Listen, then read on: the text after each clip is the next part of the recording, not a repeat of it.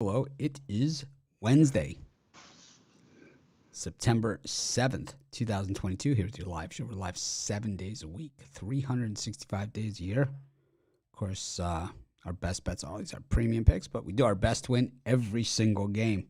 Chris, we're on the eve of NFL. Man, tomorrow it all gets started. They couldn't have picked a better matchup for week one.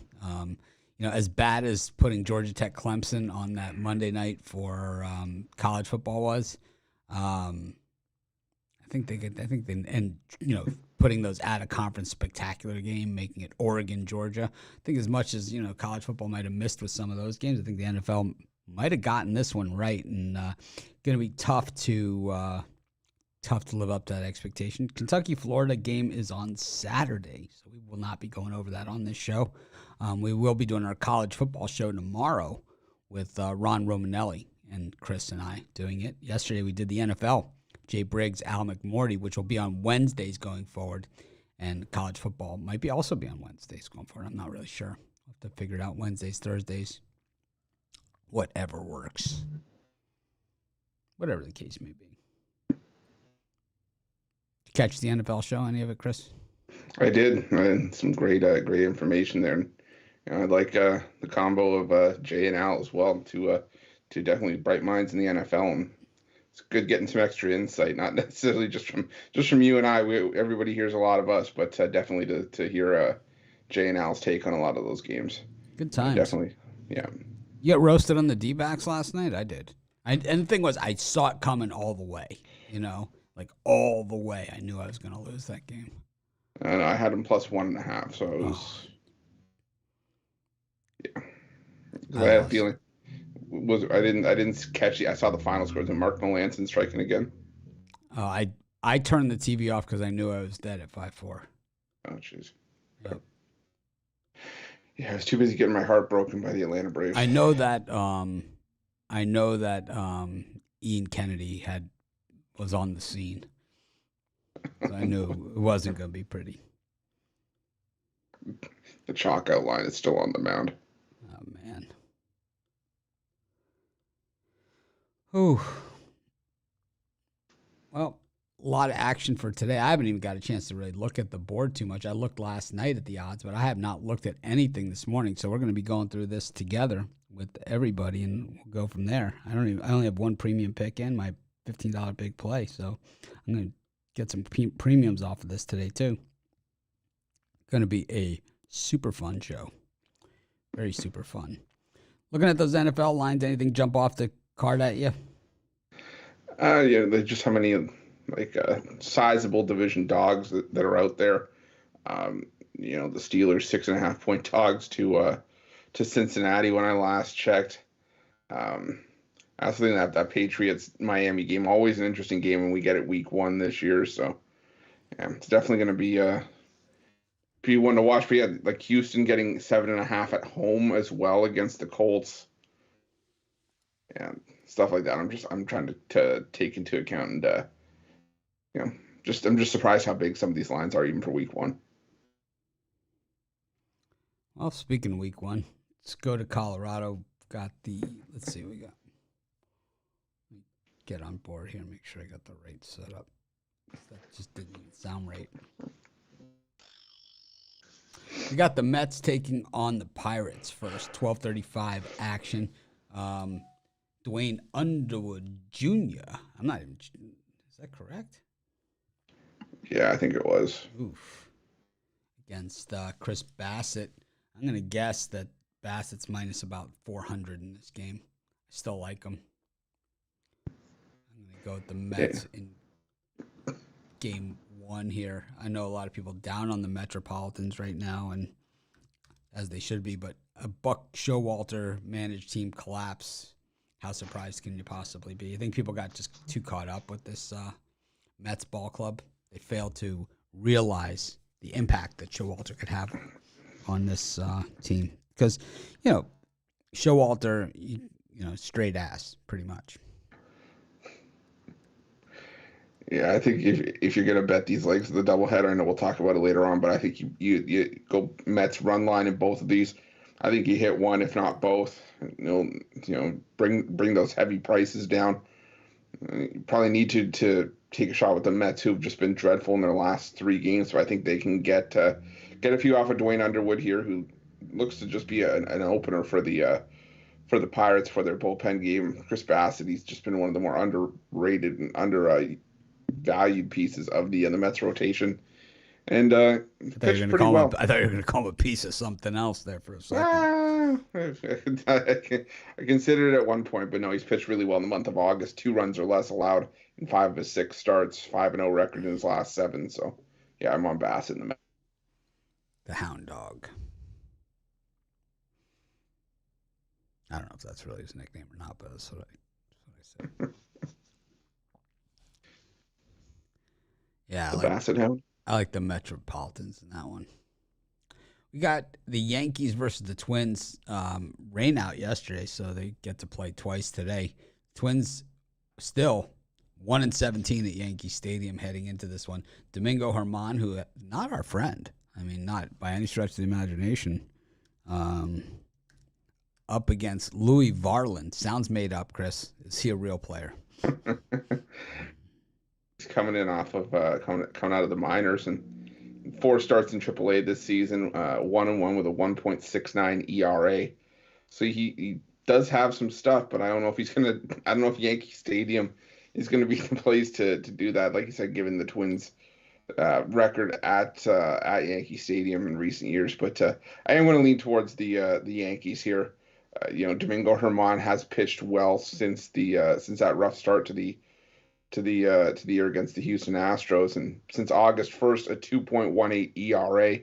So I think he can put the Yankees in a spot to get a win. I think it was at a decent price when I last saw it as well. So give me the Yankees on the money line here. I'm going to have to go with the Yankees also, just based on Yankee-Twins history here. But I have to say that, I kind of like made-up players. And I think if you're going to make up a player, maybe make up a Yankee killer. Why not? Because nothing else the Twins do against the Yankees seems to work. We go to our next game. Oakland A's against the Atlanta Braves. The A's, surprising a lot of people, plating 9 runs against the Atlanta Braves on Tuesday. But here we are on hump day, and Ken Waldichuk gets the ball. And he's up against the mustache, Spencer Strider. Braves now tied for first place in the National League East. Of course, if the Mets can sweep their doubleheader, regardless of what the Braves do, the Mets will be in first. But percentage points, they are dead even in the loss column. The Mets have no one to blame but themselves, losing to the Nationals and the Pirates. What do you think, Ken Waldichuk? No, I'm gonna go with the Braves here, even though the A's yesterday seemed to match their team total in one game. You want Waldichuk. You know it. I like Spencer Strider. He's coming off of his best career start, 16 strikeouts last time out over 8 shutout innings.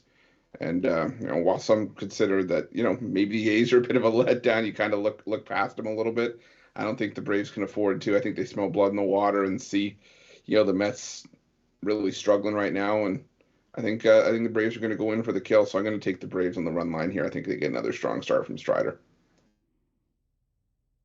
Okay. I'm with you. I think Spencer Strider gets it done here against the A's. I think the A's winning at home is just such a rare thing. I definitely think the Braves win. Maybe more of a play, throw in the parlay type deal. Got the Rockies taking on the Brewers. Of course, they got the Brewers looking at a doubleheader with the Giants tomorrow. Kyle Freeland up against Eric Lauer. This one, it just seems that people have just lost faith in the Brewers here. Really in the same position that they've kind of been in, like 2 games back in the wild card standings, just boring the crap out of everybody in the process. I think, for the Brewers, it's got to be one of the more disappointing seasons that they've had. I mean, they've been a playoff team almost every year, and the thing is that it's not like they haven't had their chances this year. They've had plenty of chances, and they just haven't gotten it done. It's spots like this, like yesterday, where they just, what the hell are you thinking? Yeah. No, but for this one, I'm still gonna go back to the well with the Brewers here. I like Of course you are. Eric Lauer. Of course you are. Why not? I It's what you do. that's what old habits, they die hard, right? I mean, I like Eric Lauer, 2.81 ERA across his last seven, and Kyle Freeland. He's pitched well lately, but the starts where he's been pitching well have been on the road where he pitches a lot better. At home in his last two starts, allowed 12 runs, 11 earned over 10 and two-thirds innings of work. I think if the Brewers are going to snap out of their funk, it's going to come here. So I like Lauer and the Brewers in this one. I like the Brewers too. I just think they're the better team, but they've disappointed me so many times. Just tough to say.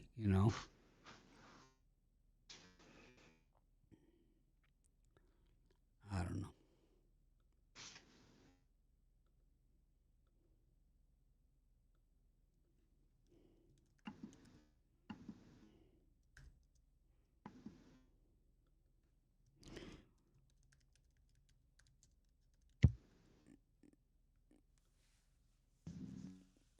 Go to our next game. Gonna go to the Angels taking on the Tigers. And I had the Angels run line yesterday. They had it, then they didn't have it, then it's like they had a chance and they bunt home the winning run. You're not going to cover the run line in the extra innings, bunting home the winning run, are you? What do you think here? Patrick Sandoval against Drew Hutchison. Yeah, the Angels run line burned a lot of folks last night, but I'm going to go back to it here. I'm going to go back to the Angels run line. They've been hitting really well, and that was always the problem for Patrick Sandoval as to why he doesn't have a better record. He can pitch as well as he wants, but a lot of times he wasn't getting run support.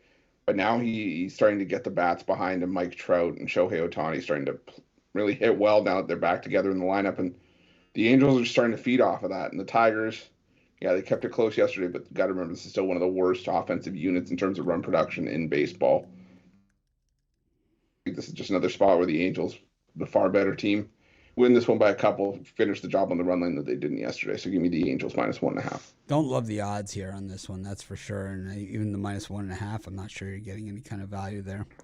Makes it a tough one. Go to the 6:05 start. No, we're not quite at the 6:05 start yet, are we? We're at Clayton Kershaw versus Alex Cobb in L.A. I don't know. Kershaw, he looked good last time out, but as soon as he came out, he got absolutely bludgeoned. The Dodgers got crushed. The Giants really did not look good last night, and they haven't looked good all season, to be honest with you. Chris, I like the Giants here, but I don't know. I'm going to go with the Giants. I always take the Giants against the Dodgers. I don't know why. Yeah, I'm going to take the Giants in the first five. I think, I just want to eliminate any sort of volatility with the Giants bullpen that's been their weakness for much of this season. And Alex Cobb, he's pitched well in his last couple of starts. He's sitting on 12 straight shutout innings.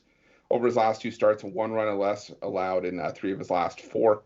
And the thing with Clayton Kershaw is that where the Giants are getting to him, they're usually getting to him in the earlier innings. He's only gone 4 full innings in each of his 3 starts. He hasn't made it out of the 5th.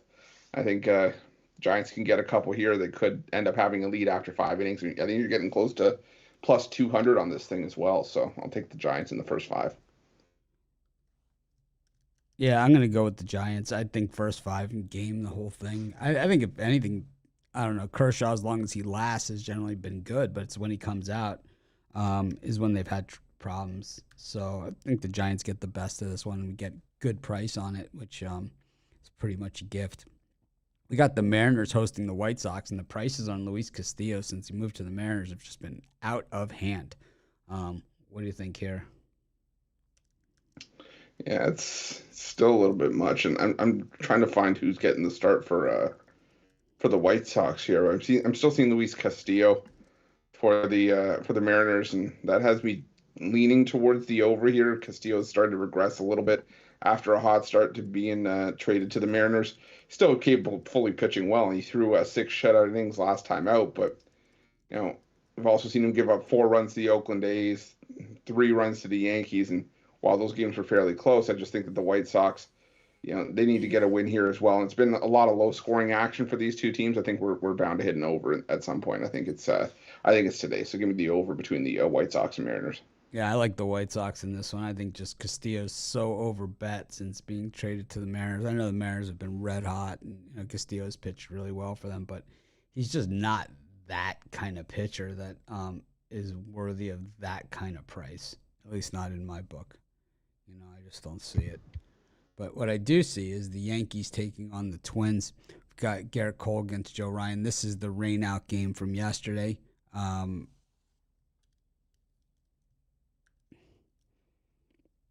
What do you think here, Chris?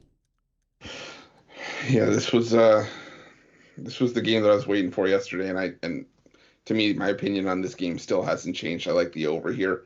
I'm not gonna try to hash out too much, but look at Garrett Cole. His last four starts at home. 3 of those have seen him give up at least 4 runs. And Joe Ryan in his last 2 road starts against the Dodgers and Padres has given up 16 runs, 15 earned, over 9 and 2/3 innings.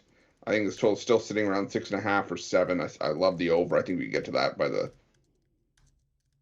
if not earlier. Yeah, for me, just once again, the Twins have just been so bad at Yankee Stadium. No one fades Cole like I do. No one fades him as early and as often, and just has had no faith in him since really he's been on the Yankees.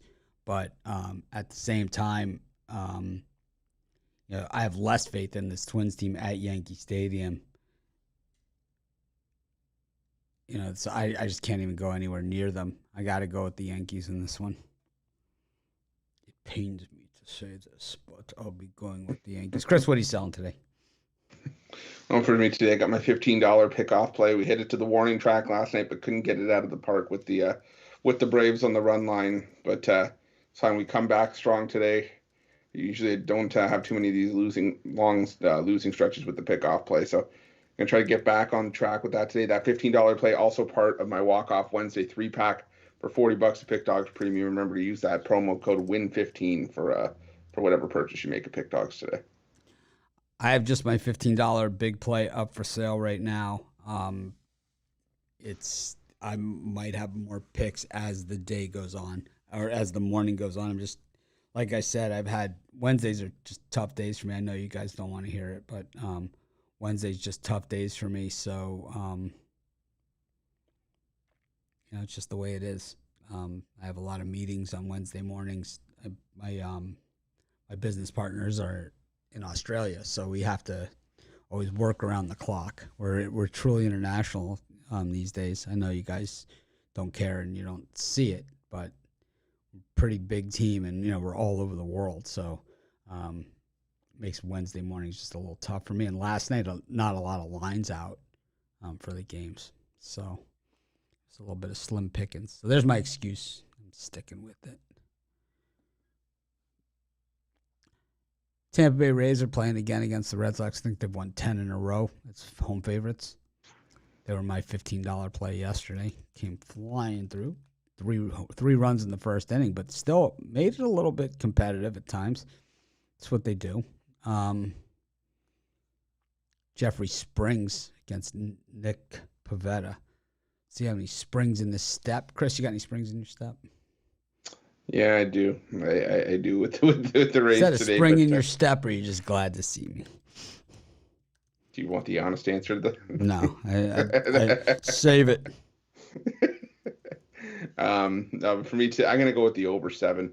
The thing with this matchup is that this is a very low total for a starting pitching matchup of Nick Pivetta versus Jeffrey Springs. Springs allowed 8 runs in his 2 starts against the Red Sox this season, total of 10 runs. 8 runs, over 10 innings of work. And Nick Pivetta, a 10.13 ERA in 2 starts against the Rays this season. I think it's just going to be a game that gets over the 7 runs. So give me the over 7, Rays and Red Sox. Looks like it's going to be Michael Kopech for the White Sox, who has good high-end stuff. I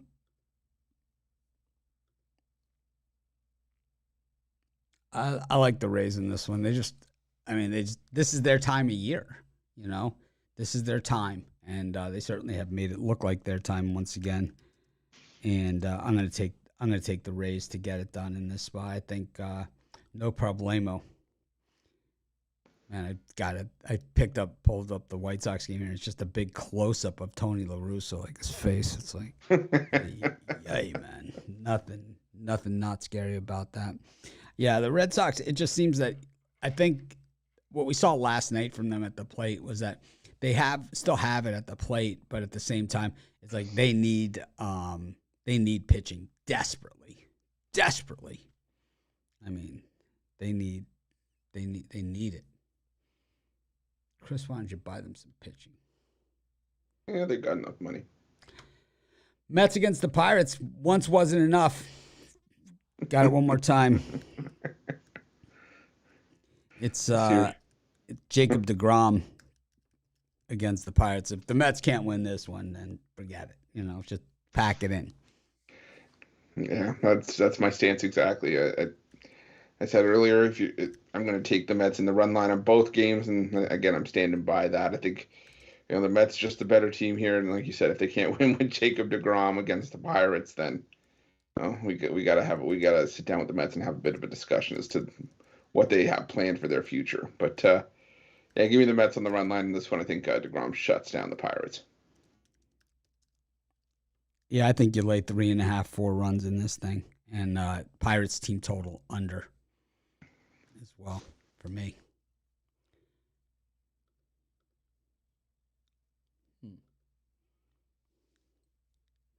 Got the Phillies taking on the Marlins. Bailey Faulkner gets the ball, and Trevor Rogers back in the rotation here for the Marlins, which can only mean one thing. Starts with a Yerfie and ends with a yes runs first inning. I love the Yerfie in this thing, Chris. I mean, I want to marry it. I love it so much.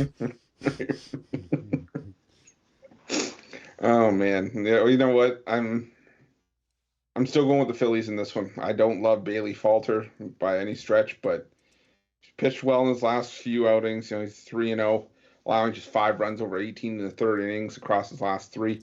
And the problem for the Miami Marlins once again is scoring. Now, after Tuesday's loss, 9 straight games where the Marlins have scored 2 runs or less, and for me, the Phillies have had their issues, but they're still the more consistent offense here. So give me the Phillies in this one. Yeah, the Marlins do score less often than Bittler, that's for sure. But that thing is at the same time, Trevor Rogers going, Bailey Faulkner. I expect, someone to, maybe pay up for a couple runs in this one. And I think that this can go sailing over the 7.5. I like the over and the Yerfie both here. Chris trying to hold it together. I'm trying so hard. But it's, yeah. There's a lot of stuff jiggling over here. Just it's like a Jello plate. I'm good. Yeah. Got the Cubs and the Reds. Yep, this is the time of year. It's like, you got that baseball football transition. We start breaking out the A material. Yeah. This is one thing that you guys have to remember on this show. This is my best stuff. You can only imagine what my wife has to sit through with the B material. This is after I've been down the road of all the material.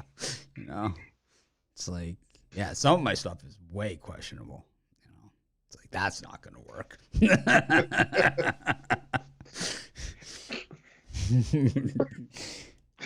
Not funny. A lot of it, she says, I lack empathy. Yeah, I'd call that dark humor. Yeah. I love fading the Cubs, though. I do. And I will continue to fade them here. The Cubs haven't won back-to-back games in 2 weeks. I'm going to go with the Reds in this one. I thought the Reds were going to get it done last night. When Dunn was in, he was dominating them. But once he came out, that was it.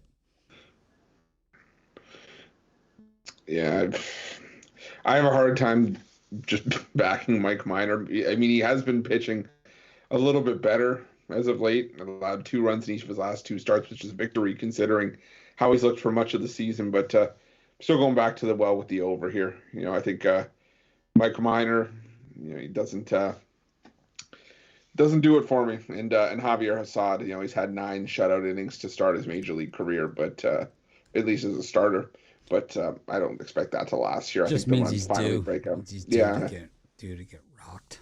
yeah. I think he gives up a few here and we get over the total. Yeah. This is just, not a good day for those that love the defensive and finer points of the game. It's going to be one of those days. It's kind of like Wrigley. It's that time of year where they just start emptying out the snack bar, making sure they sell everything that they got. So you get one of those one of those hopeful pretzels from back from April. Being served to you, kind of.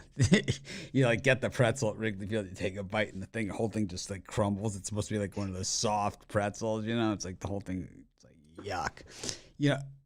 This is the thing about the pretzel, right? When you get one that's not heated properly and they're wet and they're all wet and they have like the slime to them.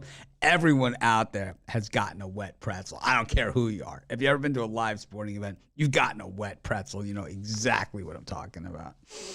Chris, you ever get the wet pretzel? More times than I would care to admit. It's amazing, right? That's like they serve that. It's like, yeah, here you go. They started noticing that they were doing that, so that's when they pull out the butter and they dip it in the butter to sort of coat it so that nobody notices. How about like when you're in the middle of the row and the guy's like walking up and it's like, how much is it? The pretzel, how much? It throws you one of these. Couldn't have done that. It's like why you passed it. I'm sorry. My favorite bit, and I always go back to Simpsons bits, is when they're passing the stuff down to Mayor Quimby. They pass the cash down, and they start passing the food. Homer starts eating half of it, and then by the time he gets there, the hot dogs are half eaten, and then the security guards that got the 2 ice cream bars, and they both have bites taken out of them too. Who ate my ice cream bars?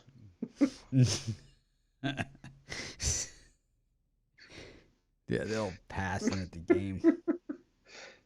The worst is when the rows are like 40 seats deep, and you're sitting in like seats 20 and 21, and you're taking the ultimate leap of faith that somebody is going to that everybody's going to be the honest soul and then pass your food down and not, oh no, I dropped your hot dog, I'm sorry.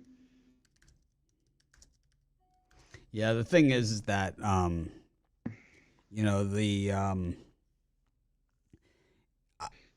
like at the old Orange Bowl, they had the bench seating, and they were really wide rows like that. It was the old style stadium, and it was so hot that by the time the Coke got to you, the ice would be melted. They had the little plastic like cellophane tops on it. Yeah. Oh my God, they had the terrible sound system at that stadium too. That's exactly how it sounded. And then, like, none of us wanted them to wreck the Orange Bowl. No one wanted to see it go, when the Dolphins left and the Hurricanes, finally couldn't play there anymore. And the stadium always felt like really rickety, like it was going to collapse or whatever. They hit it once with a wrecking ball. The whole thing collapsed. It was like, uh-oh. That was close. Like, well, I think the big slap in the face, though, was that they built the Marlin Stadium there and not a stadium for the Canes and Dolphins. But anyways, we move on. Wrigley, one of the big crap stadiums. Can't stand that place. Orioles taking on the Blue Jays. Dean Kramer, the leftover of the Manny Machado trade. I like to bring that up every time he pitches, against Alek Manoah, who's, well, let's just say conditioning. No stranger to leftovers. No stranger to the soggy pretzel. I was going to say, I was waiting for you to say, speaking of the wet pretzel. It's like you get the soggy pretzel, it's like, what is this? I can't, you can eat that? Manoah comes out of the bullpen, he's like, you can eat that? True story. When I was in college in Boston, go to the Red Sox games, Bob Stanley used to always give us money to get him hot dogs from the vendor. Like him and a couple other relievers for the Red Sox always gave us money through the thing to get money to get hot dogs from the vendors. True story. That's awesome.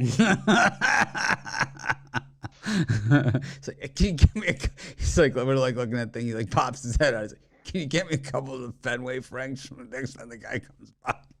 Slips the 10 through the thing.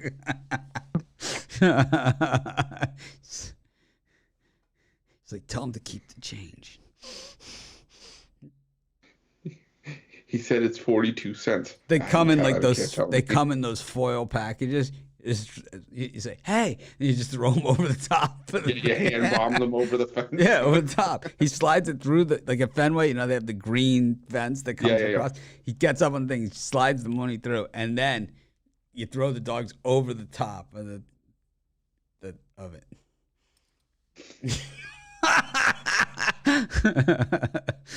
Yeah, true story, man. More than once. He knew us because we go all the games.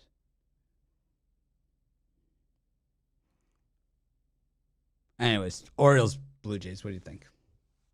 Yeah, I'm going towards the under here. I think it's going to be a playoff type atmosphere. Both teams really need the win. The Blue Jays trying to climb the wild card ranks, and realistically, it's not out of the woods for the division title yet. They could still catch the Yankees. They need a lot to go right, but it's still possible. And the Orioles trying to get back into the wild card race, sort of keep pace and make sure they're not going to run out of gas. But yeah, I expect this to be a low scoring game between Manoah and Kramer, and I think it's the first of 3 wins this game. So give me the under. Yeah, I think that, we saw the Blue Jays get the best of the beginning of the series, and I think the Orioles get the best of the end of it. The Orioles have been closers all season. I think they close here against the Jays. I think Noah's too fat. Anyways, go to the next game. Got Christian Javier and Cole Ragans in the Houston versus Texas game. How about Jay Briggs with all the Texas homer calls yesterday in the I heard that. And then the Devontae Adams, #1 overall wide receiver. He's not here, so we can pretty much just dictate the conversation. That's the best part of it. As soon as I heard my Cowboys, I was like, oh God, okay, here we go. It's what we're gonna have to put up with 17 weeks of the regular season and potentially a playoff game. But, how about the Devontae Adams is the best wide receiver in the NFL? What? Yeah, we'll see how he is without Aaron Rodgers. That's what I say. Well, I mean, you were on to something yesterday. I think that the Raiders made a right move, addition by subtraction, by getting rid of Alex Leatherwood. Oh, yeah. I mean, he cost them games. A guy like that will cost you games. He puts you in enough. He takes 3rd and short, turns it into 3rd and long, cost you games just on that alone. And it's not like he was an unstoppable, blocker to begin with. Because he was Carr's blindside tackle, was he not? I think they moved him to guard, right? Because of all the problems. Did they? I think so. I thought for some reason I thought he was a tackle, but yeah, no. If a guy like that is going to be on your offensive line, you need to replace him. And if Carr can get a few extra seconds, I could see Devontae Adams having a good season, being his downfield threat. But I don't know about best receiver in the NFL just yet. We'll have to see how that. I think it'll be interesting to see how much of it was Aaron Rodgers and how much of it is him. Yeah. It was like the Belichick. He's a great receiver, but I just don't know if he's the best. Yeah. It's like the Belichick Brady thing. You want to see who was really the key part of that success. And early on, it looked like it was Brady. But anyways, for this game, I still like the Astros on the run line. Cole Ragans, he's a decent arm for the Rangers and definitely a piece for the future. But Christian Javier I think is the better pitcher here, and just hadn't had a ton of luck because the Astros offense wasn't producing for him. But again, I still think it's a bit of a lower scoring game, but one that the Astros win by a couple of runs. So give me the Astros on the run line here. I'll probably roll here with the Astros as well. Just they're the better team, and I just think in that, based on that alone, sometimes that's good enough for me. And it's gonna have to be good enough for me here. Take the Rastros. Bounce back. They don't string together losses too often. Ooh, Zach Greinke's got a paying gig for at least another month up against the Cleveland Guardians, who roll out Cody Morris. It's like, let's say I can beat you with Morris. That's the statement that they're making here. I don't know, Chris. Is Cody Morris a viable option as a starting major league pitcher? I think that's the issue here. You have really two bad pitchers. You know what? Give me the over. What? I mean, I talked myself into it. That's how long it took. Normally, you would think the Guardians, no problem here, with Greinke pitching, but Cody Morris sucks. I mean, he's terrible. I don't even have to look at his numbers. I can tell you just off the top of my head how bad he is. Let's see. How bad is this swine? 2 innings, 4 hits, 2 walks, 2 runs, 1 dinger, 54 pitches. Oof. That's a lot of action for 2 innings of work. 9 ERA. I mean, the minor league numbers are a little bit more inspiring, but again, it's about you still have to make the transition. But I'm still looking at the Royals here, and I was leaning towards the under, only because Zach Greinke has done his best work at home this season, and this does look like a bullpen game for the Guardians, and the bullpen has actually been one of the team's biggest strengths this season.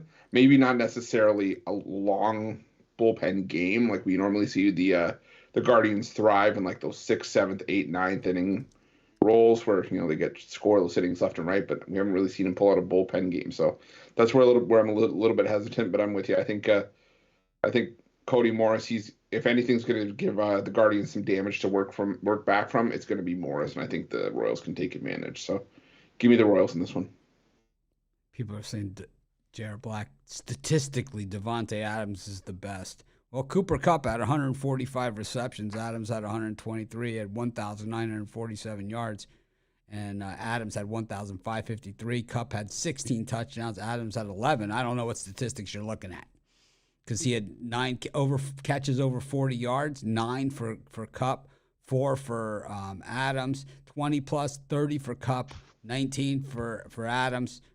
Touchdowns, 16 for Kupp, 11 for Adams. What stats you looking at that say statistically he's the best? I don't see it. Show me those. Show me the stats. I think Kupp was the best last year. I think it's debatable, who the best wide receiver is, but I don't think it's Devontae Adams. And I think we'll see that this year when he's got Derek Carr as his quarterback and not Aaron Rodgers. Having Aaron Rodgers and that luxury of getting that extra half a second or 2 seconds to get open makes a big difference. A big difference. Derek Carr is a chucker, man. Right? He throws like this. Aaron Rodgers is like, surgeon out there. Adams is great, but he's not number 1. I don't even think he's 2, 3, or 4. I think he is a guy that was made better by Aaron Rodgers. But here it says statistically,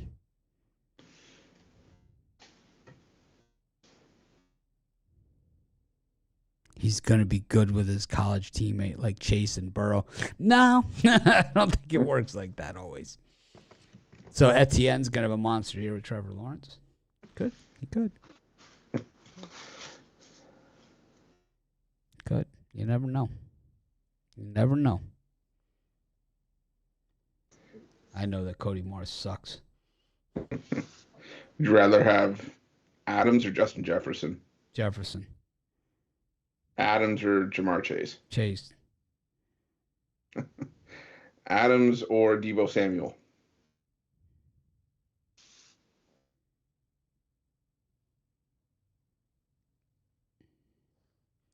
Close.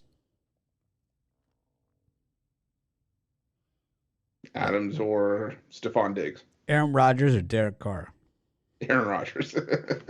Before you even finished, Aaron Rodgers. Aaron Rodgers or Kirk Cousins? I mean, look at who these guys have throwing in the football. Yeah, exactly. You Darvish or Tommy Henry? Got the Padres taking on the Diamondbacks. Diamondbacks broke my heart and my wallet all at the same time. One fell swoop. Congratulations, guys. Up here, we call that a twofer. Here we call it an asshole.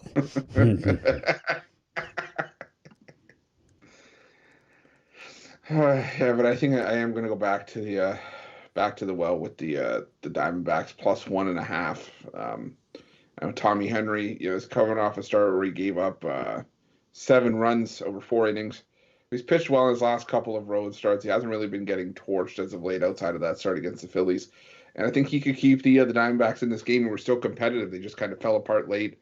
And Darvish, he has pitched far better at home this season. But for me, the Padres offense still wildly inconsistent, and that leaves the door open for the Diamondbacks to have some value with a cover here. So give me the Arizona Diamondbacks plus 1.5. Discussion now says Chase just starting out. Let him get some first. Well, let's look at this, Chris. How many Super Bowls has Devontae Adams been in? 1. 0. Was he not there when Aaron Rodgers won it the first time? No. Oh, no. Okay, there you go. Shows you how far back I go. And how many has Chase been in? 1. There you go. If without Chase, are the Bengals in the Super Bowl? No, I don't think so. I don't think so.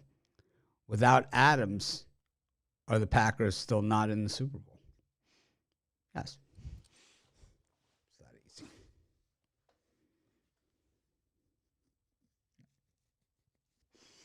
Thank you for all agreeing with me. Appreciate it. Thank you for coming to my all right, side. I admit it. I'm right. Twist my arm. All right, I admit it. I can't help it.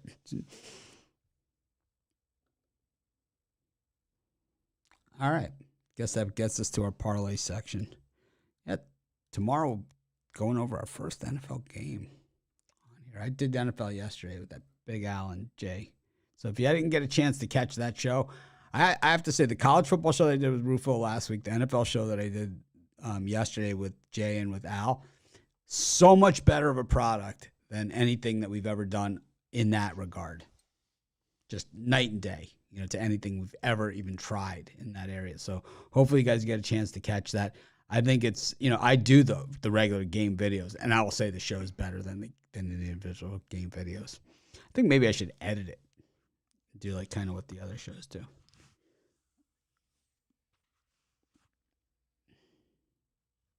Adams is hard to tackle. So are a lot of people. Yep. Don't stand in front of me in the Dippin' Dots. Yeah. Trying to tackle me in that Oreo aisle. Last year's football show was kind of boring. Thanks. Appreciate it. So what are you saying? What are you trying to say? No, I admit it. I was bored last year too on the show. I thought last year's show was bad, and I think people saw like that I was struggled with it. It's hard to talk for that long by yourself. For someone to just say absolutely, I really like this. It's like mispronounce the names and not even understand the game. Doesn't make them bad pickers, that's for sure. That's why you got to sore back for a little bit. You had to carry everything. Yeah, but I still think that they're a good picker. They're good at picking games. I can give them that. Mm-hmm. But it doesn't make the show better. That's for sure. Yeah. Fair enough.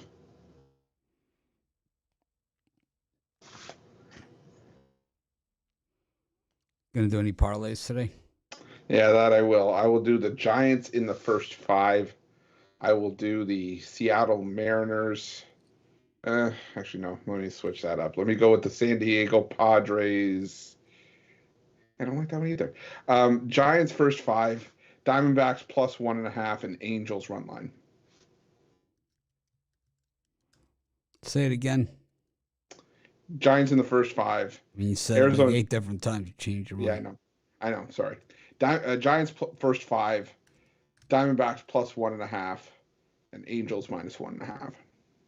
I'm gonna roll with the Diamondbacks money line, the Mets game 2 run line, and the Yurfee in the Marlins Phillies game.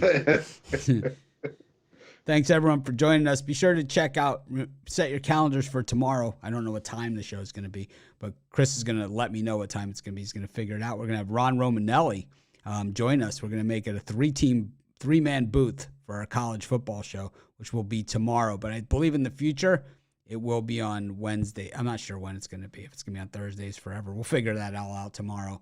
But I'll see you guys. I'll see you guys tomorrow morning. Right? It's the way this works. All right. It's the end of the show. Make it a winning day. We appreciate each and every one of you.